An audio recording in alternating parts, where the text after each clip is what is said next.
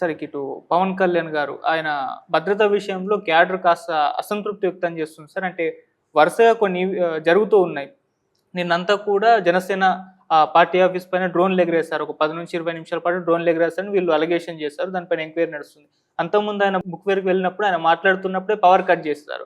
అంతకుముందు ఆయన గిరిజన ప్రాంతాలను విజిట్ చేసినప్పుడు అక్కడ ఒక ఫేక్ పోలీసు వీళ్ళ సెక్యూరిటీలో కలిసి రావడం మనం చూసాం. ఈ విధంగా వరుసగా పవన్ కళ్యాణ్ గారి భద్రత విషయంలో లోపం జరుగుతుందని క్యాడర్ అయితే అసంతృప్తి వ్యక్తం చేయడం చూస్తున్నాం. ఎవరో ప్రైవేట్ వ్యక్తి వచ్చిండొచ్చు.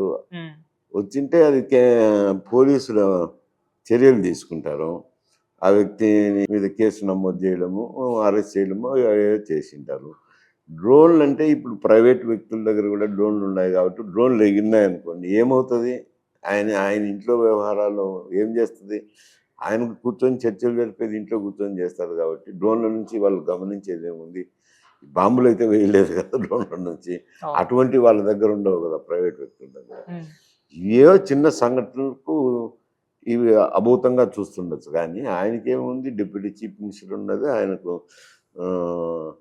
మంత్రిగా ఆయనకి ఇవ్వాల్సిన ఎస్కార్ట్ అయితే ఉంటుంది, పోలీసులు ఉంటారు, ఇవన్నీ ఉంటాయి కదా. ఒకటి అలా చిన్న సంఘటనలు జరిగిండొచ్చులే, దాని మీద కేసు నమోదు చేస్తారు, కంప్లైంట్ ఇవ్వచ్చు. కంప్లైంట్ ఇవ్వకపోయినా కానీ పోలీస్ యంత్రాంగం పోలీస్ డ్రెస్సులు వేసుకొని నకిలీ పోలీస్ చేస్తున్నారంటే చిన్న విషయంగా పరిగణించరు కదా. అది వైఫల్యం అనే దానికి లేదు. అతను చీట్ చేసినాడు కాబట్టి అతని మీద కేసు నమోదు చేస్తారు, నమోదు చేసి అరెస్ట్ చేస్తారు. డ్రోన్లది కూడా ఎంక్వైరీ చేస్తారు. అవి ఏదన్నా అయాచితంగా వచ్చినట్టే, ఇంటెన్షనల్గా వచ్చినట్టే అని చేస్తారు. చేసిన తర్వాత ఏదన్నా ఉంటే ఇంటెన్షనల్గా అయితే వాళ్ళని బుక్ చేస్తారు. ఓకే. అంటే మామూలుగా సార్ గతంలో ఇంటెలిజెన్స్ వాళ్ళు పవన్ కళ్యాణ్ గారికి ప్రాణహాని ఉందని చెప్పేసి ఒక లెటర్ కూడా అప్పుడు బహిరంగ వాళ్ళు మాట్లాడడం చూసాం. సో అప్పుడే సెక్యూరిటీ పెంచాలని ఒక చర్చ కూడా వచ్చేసింది. అటువంటి నేపథ్యంలో ఈ విధంగా కాస్త జరగడం అనేది నిజంగా అంటే ఈ క్యాడర్లో కాస్త అసంతృప్తి అయితే ఉంటుంది కదా సార్. అది ఆయనకు అభద్రత ఫీల్ అవ్వాల్సిన అవసరం ఏముంది? ఒక రాజకీయ నాయకుడిగా వచ్చినప్పుడు చిత్ర పరిశ్రమలో ఉంటే అది వేరు సమస్య.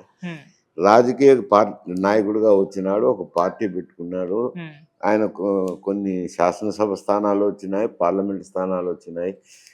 ఆ సెక్యూరిటీని గురించి ఆయన ఆలోచన చేయకూడదు, కానీ అది ఆ సెక్యూరిటీ యంత్రాంగం ఆలోచన చేయాల్సింది. ఏదన్నా అవసరం అనుకుంటే కనుక ఇంటెలిజెన్స్ వర్గాలే అదనపు సెక్యూరిటీని పెడతాయి కదా. ఇంటెలిజెన్స్ వర్గాలు సెక్యూరిటీ అభద్రత ఉంది అని చెప్పి ఊరుకోరు, కావాల్సినంత భద్రత పెంచుతారు. అంటే ఒక మంత్రి ఒక పార్టీకి నాయకుడుగా ఉండి వాళ్ళ ప్రభుత్వంలో పనిచేస్తున్నప్పుడు ఒకవేళ అటువంటిది ఏదైనా ఇంటెలిజెన్స్ ఇన్ఫర్మేషన్ ఉంటే తప్పకుండా భద్రత పెంచుతారు, సెక్యూరిటీ పెంచుతారు. అంటే సార్ ఇటువంటివి జరిగినప్పుడు ఒక కన్ను వైసీపీ పైన కూడా పడేస్తున్నారు. వైసీపీ ఎటువంటి చేయిస్తుందా అన్న వేలో కూడా మాట్లాడుతున్నారు సార్. మీ ఒపీనియన్? ఉండొచ్చు, జరిగిండొచ్చు, కావాల్సిన చేసిండొచ్చు. అంటే ఏం నాయకులకు తెలిసి చేసింటారా? ఏదో వైసీపీ వాళ్ళు వాళ్ళ మధ్య వైషమ్యాలు సృష్టించాలని ఇటువంటి చేసిండొచ్చు అంట. కింది స్థాయి నాయకులు చేసింటారులేండి, ఇది పై స్థాయి నాయకులు చేసిన పని కాదు. Okay sir, thank you so much.